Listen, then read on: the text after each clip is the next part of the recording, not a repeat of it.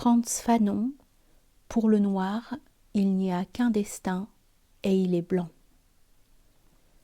Frantz Fanon est né en 1925 en Martinique, qu'il quitte pour combattre dans les forces françaises libres. Après la guerre, il étudie la médecine et la psychiatrie à Lyon. Il assiste également à des séminaires de littérature et de philosophie, parmi lesquels ceux de Maurice Merleau-Ponty.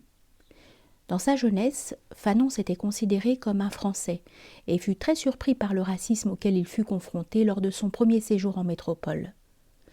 Cela joue un grand rôle dans l'élaboration de sa philosophie.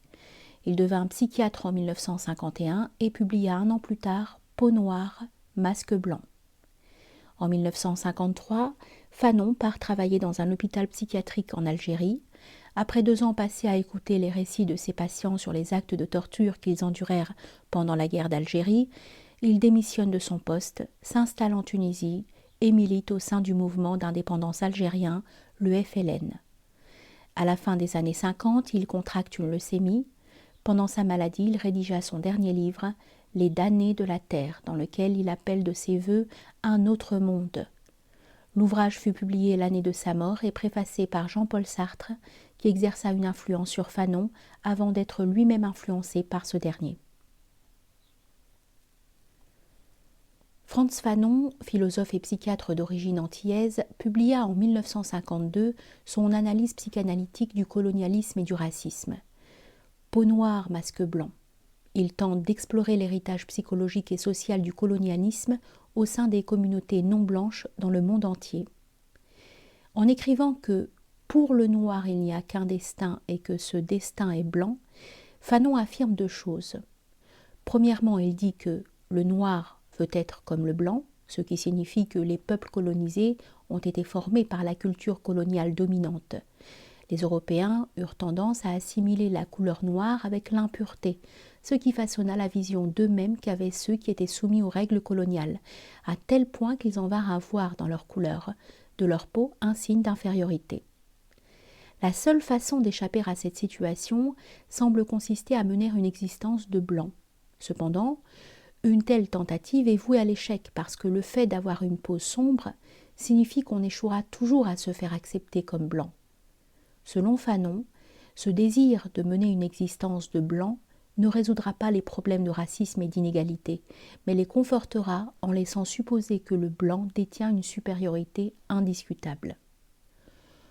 En même temps, Fanon dit quelque chose de plus complexe. On pourrait penser qu'étant donné cette tendance à désirer mener l'existence des Blancs, la solution serait de plaider en faveur d'une conception spécifique de ce que être noir signifie. Mais cela pose d'autres problèmes.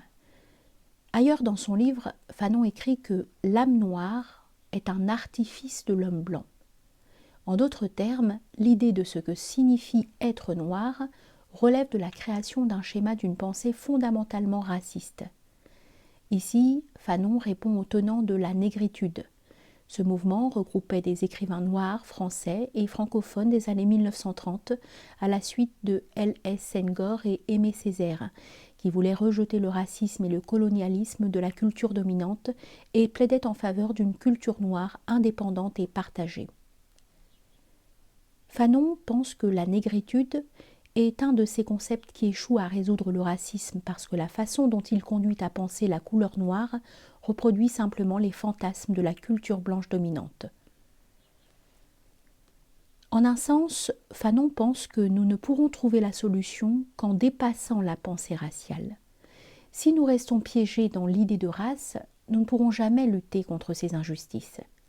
À la fin de son livre, il conclut « Je me découvre un jour dans le monde et je me reconnais un seul droit, celui d'exiger de l'autre un comportement humain. » La pensée de Fanon sera reprise par les mouvements anticoloniaux et antiracistes. Son travail a aussi influencé les travaux d'Édouard Saïd. Citation : « C'est un fait. Les hommes blancs considèrent qu'ils sont supérieurs aux hommes noirs.